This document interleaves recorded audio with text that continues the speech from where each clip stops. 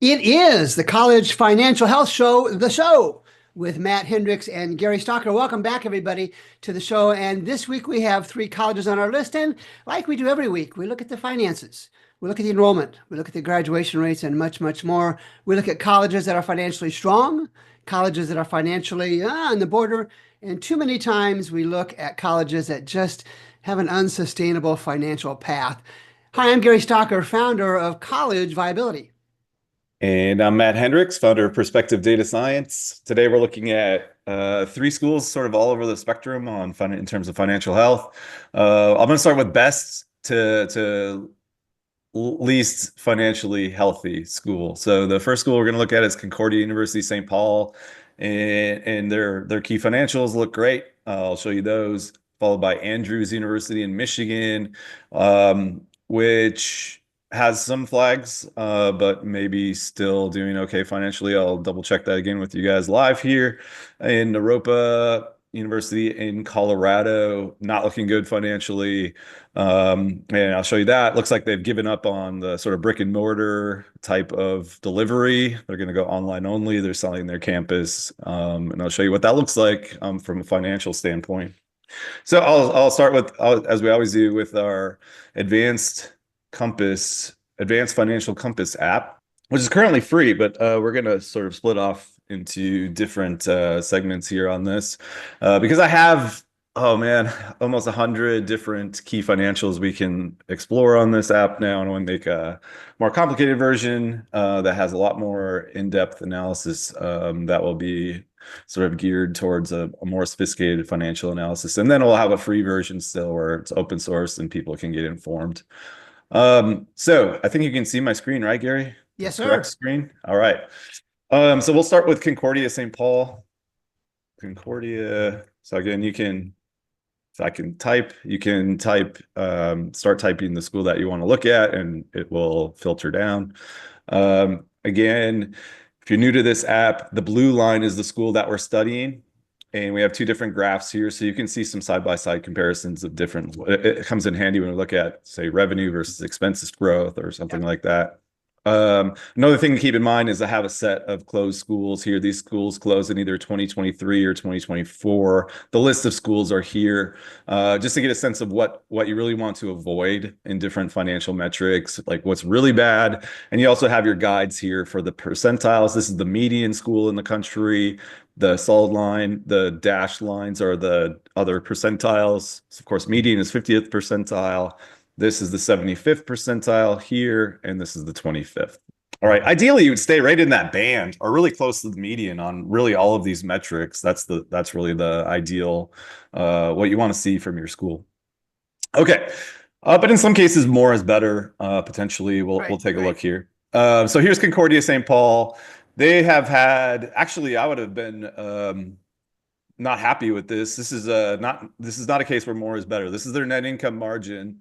And so that's simply really the easiest way to think about it is their profit divided by operating revenue, right? And this is a nonprofit. So these really should hover really close to about 1% every year. And they're above 10% for a long time, which is not ideal. It generally indicates to me that the school is not investing potentially fully in its mission, which is a problem for a nonprofit institution. It looks like they got that back under control here. They're much closer to the normal net income margins, although still must be part of their sort of culture there to keep those higher. But having a positive value is definitely better than negative. I'm not And going we to see a lot of negatives there. yeah, I see a lot of negatives. In fact, eating school went negative in 23. The 2024 data is not all in, but I think it's going to be negative again this year, although slightly better. So yeah, you want to keep that at plus 1% or so, right in that ballpark. And of course, the cash flow from operating activities needs to be positive. Otherwise, you're going to have to borrow or sell stuff just to pay your payroll. And that is, again, not ideal and not sustainable.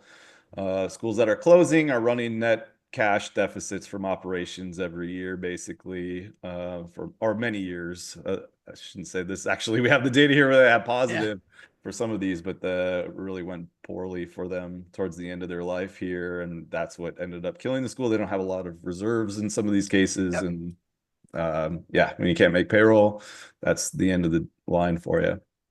Okay, so they're looking good. They're positive net income, positive cash flow. That's excellent. Let's take a look at the next thing I like to look at is revenues over time versus expenses. And you can see, I believe, some very strong that's net tuition revenue. I'm going to do overall operating revenue. I'll show you that in a second. Total operating revenue and expenses. Okay. So their total operating revenues are up 66% since Oh, nice. 2016. That is excellent. That's probably one of the best in the country. So school is doing great with revenue growth. Again, the median revenue growth for schools since 2016 is about 21% growth. They're at 66. That's excellent. And the school is just growing, right? They've grown their expenses actually. I showed you on the previous graph that they had actually maybe an underspending issue. It appears they've fixed that quite a bit. Their expenses are up 77% and their revenues are up 66%. They still have a positive net income. It's exactly what, I would hope they would do to sort of get that net income back to normal, invest in their mission, and keep having positive net income. That's exactly what they're doing. So excellent growth here for this school. I'll show you net tuition revenue. Again, probably one of the best schools in the country in terms of net tuition growth. It's up 73%. That is incredibly good. The median school's down a bit on net tuition revenue, which is, that's the pressure in higher ed that you're seeing. A key operating revenue for most schools being down is problematic. If you don't have an endowment, that's really going to be your main life source, right? And so those schools that have very small endowments are not seeing revenue growth, and they're seeing expense growth with inflation and everything else. So it's putting a lot of pressure on their financials. But that is not the case at Concordia St. Paul. I will say this about St. Paul. Be a bit careful. They're kind of the poster child, so to speak, for tuition resets. And I dug into this a little bit, and I actually, think somebody should say a lot more about this because it's a lot more complicated at St. Paul than just, oh, they did a tuition reset and their net tuition took off. They did their tuition reset back in 2013, and take a look at their net tuition revenue. It doesn't really take off until, really you get the spike in 2021. So the correlation between their tuition reset and their net tuition revenue is not exactly as tight as a lot of people want to make it out to be. Interesting. Another thing is their tuition reset is not the type of tuition reset that most people think about. They actually reduced their net price, right? Which seems counterintuitive, right? They actually reduced the price that students pay to go to the school. A traditional tuition reset is not doing that. It's just reducing the sticker price and keeping that out-of-pocket price the same for the students. Right. So they sort of get the illusion that they're going to pay less, but they don't actually pay less. So that's not what Concordia did. They actually significantly reduced their net price. Interesting. And probably worked out quite well for them because their net price was actually high at the time when they did that. That's a whole other analysis that you can see in our strategic compass. I made one for them a while back because I was very curious about, this sort of poster child case for tuition resets. And I don't think it should be a poster child case because it's not a tuition reset in sort of traditional sense. Let's take a look at their endowment. Change in endowment. Their endowment's growing nicely, up 83% since 2016. So what does that probably tell us about how they're managing it? They're doing well, and there's lots of different levers there. One is your appropriations, which is something I keep tabs on because you worry about schools that are financially struggling. They'll start drawing more than normal from their endowment, and their endowment will either shrink or just be stagnant. You can see the story here. What's one of the reasons why this endowment is growing so well? Their endowment draws are quite low. They're basically about half of what is normal, a normal draw. A normal endowment draw is about 4.5% of your current year, end of year endowment value. And they're at like 2%. So median, very nice. Again, 4%. So their endowment's going to grow quite well because of that. Yeah, there's other things to check here that CapEx, this school is not struggling financially. You can see, No. again, CapEx, you want that to be relative to depreciation. You want the CapEx spending to be a little bit above depreciation so that you're growing your property and equipment, your technology over time. You're covering any depreciation expenses, which are real expenses. These are not just made up by an accountant. Depreciation is an expense like your shingles on your house getting older and older every year, right? That's an Right. expense for you that you don't necessarily pay today, right? You pay it when you replace the roof, but you need to account for that in your current year expenses. So it's a very real expense. You can't ignore it. But yeah, they're doing a good job of covering this is 2, this is 1.6. You know, again, the median's just above 1. That's exactly where you would expect to be. If you're going to just cover your depreciation enough and grow your capital stock a little bit. And I'll show the final thing on them. Their capital stock has grown quite a bit. This is their property Yeah. and equipment, up 41%. Again, this school is really growing and prospering. But again, don't mistake this for completely attributable to a tuition reset. I would Right. argue actually it was not a tuition reset at all. It was a very different policy that actually reduced the price, the net price, which is not a tuition reset in the sort of traditional sense. If you want to know more about that, feel free to reach out. Thinking about tuition reset, I wouldn't study this case. This is not a tuition reset. Okay, Andrews University. Andrews, having a hard time typing this morning. Must be your keyboard, man. Too much coffee probably is what it is. Andrews University in Michigan. All right, so with the way I'm presenting these is obviously Concordia is in great financial shape, and then I'm going to less financially healthy. Let's go back to our net income and cash flows here. So again, you want positive net income margins, and this school struggled for many years to do that. We have a -6 here at the first year of my data, minus 1.8, minus 2.5, minus 1.5. They had 2 positive years, 2020 and 21, and actually 3 in a row. I suspect that had a lot to do with CARES Act relief, right? Yeah. That's when COVID happened, and you see this bump on the median school here. That's because most schools got very generous funding from the federal government through the CARES Act, right? And other Yeah. sources as well. So that dried up in usually 2021 or 22, and they go back to these big deficits again, Mm. -5% in 2024.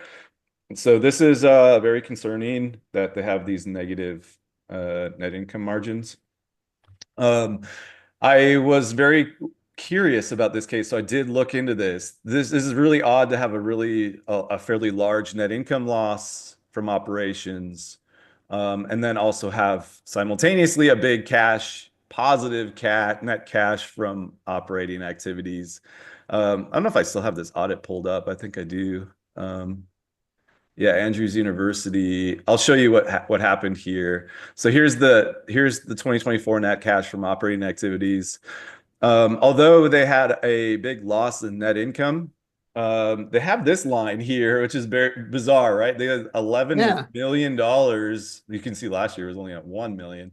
$11 million dollars from deposits and deferred income. So what's happening here is a little bit of weirdness with the accounting, and this is why it's always important to double check what's happening. So basically what's happening is that the cash flow statement, they received this cash already. They received $11 million, but it's for something that's not services that have not yet been given, right? So it could be Yeah. deposits on tuition or something like that that were received for 2025. But they actually received the cash in 2024. So the timing is actually pushing up their net cash from operating activities in a way that's not normal. If you take this out or even make it what it was last year, which is pretty typical, you can see their net cash from operating activities is very close to About being 5 million. negative. And that's, again, problematic. Once that turns negative, a lot of bad things happen. Yeah. Because that's the point at which you need to start borrowing just to pay payroll, and banks are generally not going to be very happy about that. Okay, they don't want to give loans that are going to things that are not collateralized. want to see that you have cash flow to pay the loan off. So it's going to be difficult there. So yeah, the school has financial problems potentially here. It looks like it's getting worse. And you can see, so a couple of things here. They had a big loss here in 2016 and a big loss in 2024. So I'm going to show you the trends in operating revenue. You got to keep in mind that they're starting out at a big loss here versus expenses. So Yeah. total operating revenue, and I'll show you the expenses on the bottom graph. Expenses. Yeah. Okay. So they're, unlike Concordia, their operating revenues have grown slightly again, but it's not very good, right? Up about 6% is very poor, right? Again, the median school's Yeah, up that's over 8 years, 1%. 8, 9 Yeah, years. over 8 years. And so that's a problem. But they've done a good job of keeping expenses in check to sort of match that. Their expenses grew by a slightly less than that. But remember, they had a big deficit they started out at in 2016. So they still have big deficits. In order to sort of close that, they would have probably, this needs to be about 6 percentage points higher than this, and they're almost identical. So not ideal. Again, they're not growing revenue. Let's take a look at net tuition revenue. Yeah, again, they're struggling with the revenue side, and I suspected this was going to be the case. Their net tuition revenue is down 5.5%, which is actually worse than normal. Again, the median school is down by 1.6%. They're down 5.5%. So doing slightly worse than the median school. Certainly better than the schools that closed, though. So that's good. Yeah. That's good. Right. I mean, this school probably has a much longer runway than these schools did here in the red. They're not sort of matching them at the moment, but certainly something to worry about if you're at this school or if you're working there. And of course, this is obvious, right? And they need to get net tuition revenue up. If they want to know how to do that, we have a lot of things to sort of diagnose what's happening, what's wrong with net tuition revenue. It can be things that you've never dreamed of, right? You might think automatically, oh, or maybe we're discounting too much or something like that. It could actually be the opposite, that you're discounting not enough, right? Maybe your net price and is that too tool you're high. talking about is the strategic compass. Yeah. I didn't create one for this school, but I'd be happy to do that, help them out. I'm definitely interested in helping schools that are struggling to grow net tuition revenue just like that. And maybe have expense problems. Although this school looks like they're pretty good at keeping expenses under wraps. Let's take a look at some of the other key indicators here. Endowments. Their endowment's growing normally, although they have a problem, I think, in that their endowment is small. Yeah, this is the ratio of their endowment to expenses, and it's very small. The median school has a bigger endowment, quite a bit bigger endowment than their annual expenses. This one's quite a bit smaller, right? So it's a pretty small endowment, although it's growing normally, which means their appropriations are probably in check here. Yeah, those appropriations look about right. Although we had a couple of years here during COVID where they were taking bigger than normal draws. Looks like they went back to normal. Their property and equipment, let's take a look at this. So they probably built some buildings here in 2019, 2020, maybe one building over those 2 years. But then their CapEx spending was low, and then it was high again. So again, you worry about these years where you've got 3 consecutive years here where you're not replacing computers, for example, potentially, or not keeping up. It's possible, right? I know these things spike a lot and move around a lot, but you just worry about that. And then in general, the property values should be going up over time. And they're not. Oh, they are, but not what's normal. Their property, plant, and equipment value is up 5.5% since 2016. That's not normal. Normal is 15% growth. So they're lagging there on the investment in the physical plant. I suspect they're losing to students, right? Which would make sense. You don't want to necessarily invest in buildings when you're losing students. Right. Yeah, so there's clearly some financial issues here. I would love to help them. If they would like help, reach out. I can make a strategic compass, go through that thing in detail, and find lots of policy options for them. Last school I'm going to look at is Naropa.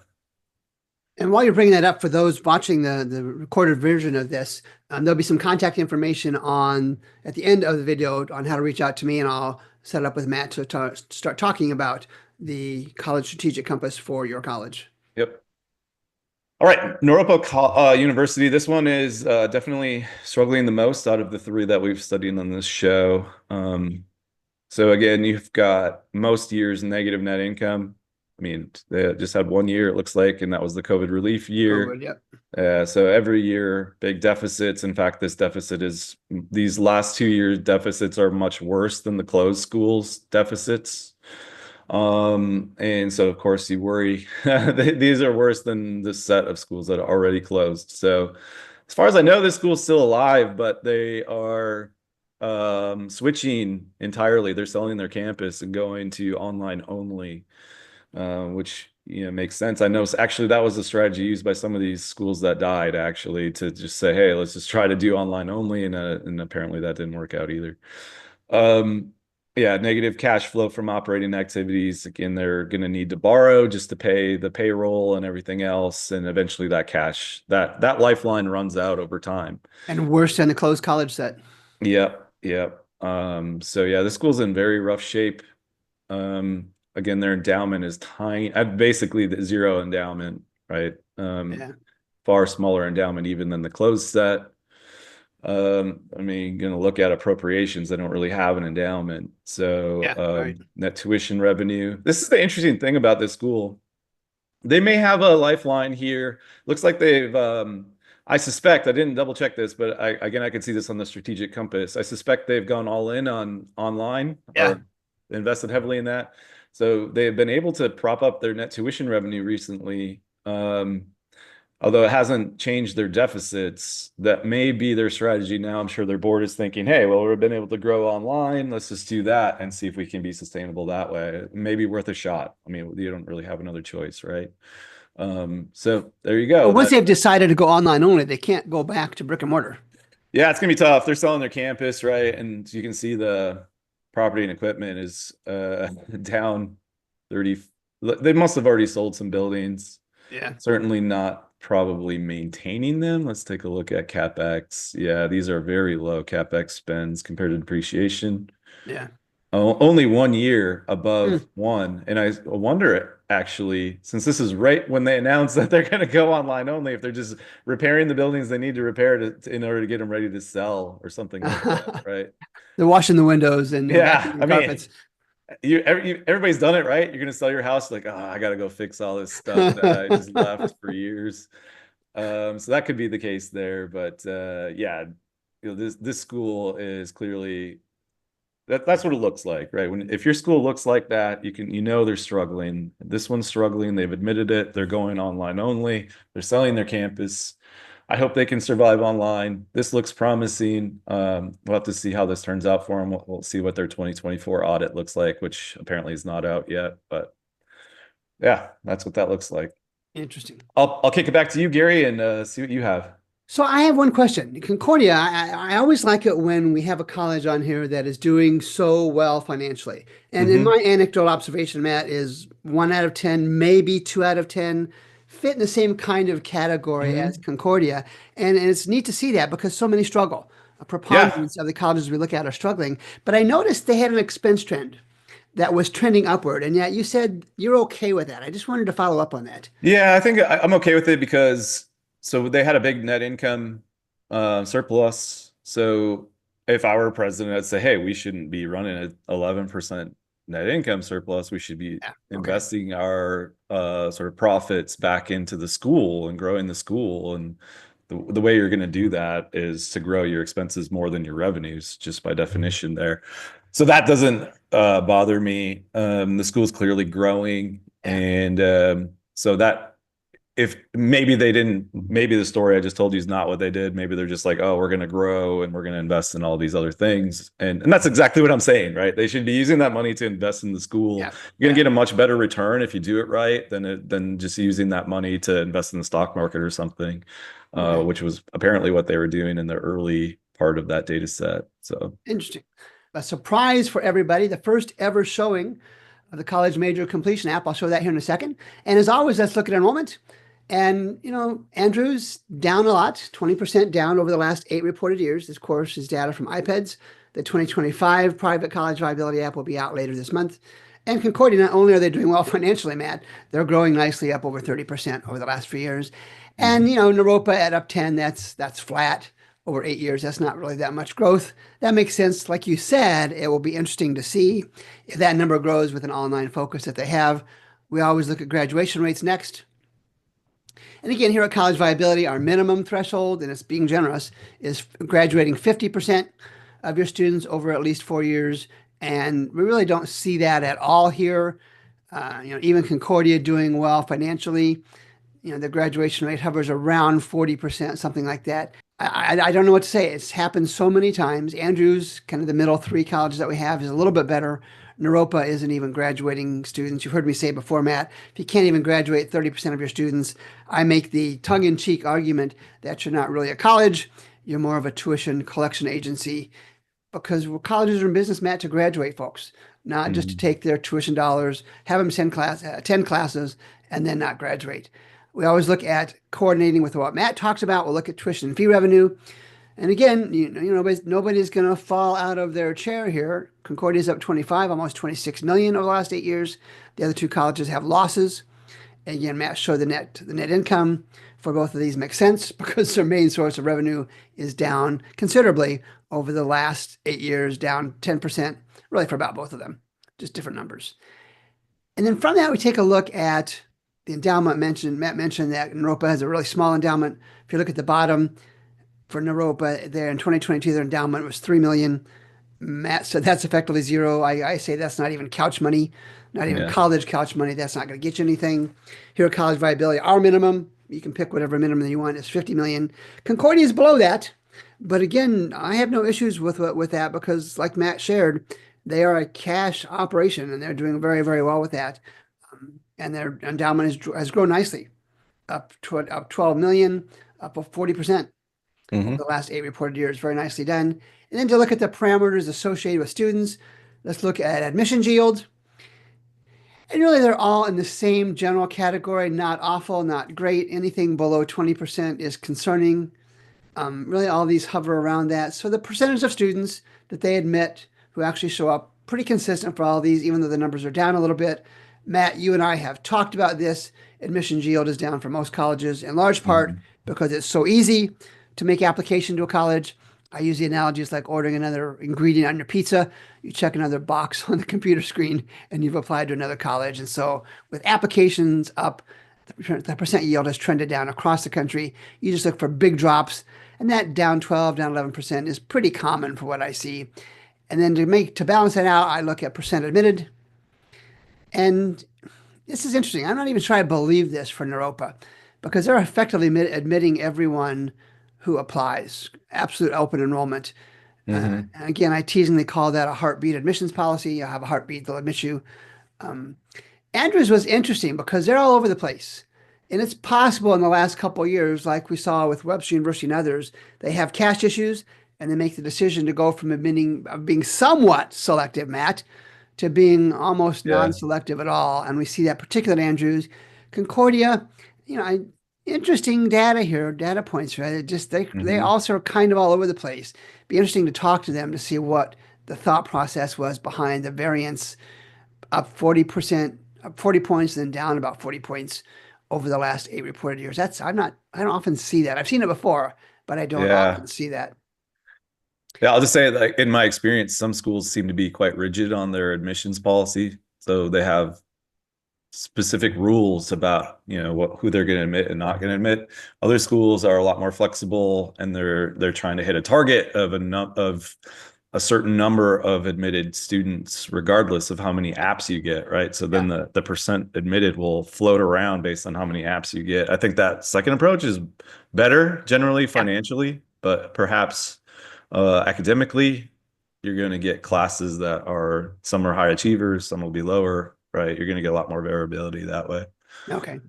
And so, Matt, like I shared before we started the recording today, this is the first ever public viewing of the 2025 College Major Completions app, and I've got it set up for our three colleges. But a little plug, this app, it'll be available in the next week or so, um, includes every public and private 2- and 4-year college in the country and 63 of the most common majors. And what we have, and I'll show you in a second, is you can look at comparisons by major and you can look at comparisons by college. And what I've got set up is our three colleges. We see Concordia, Andrews, and somewhere in here is Naropa. They don't have very many offerings on there. Here's one, Naropa, by major. So we can see that, you can find one with a couple here. So mathematics. Andrews has 4 students who graduated in 2023 with a bachelor's in math. Concordia had 5. We can look at the market share for those. Let me go back up here and just show you. I'm just going to select math. And the chart over here reflects market share.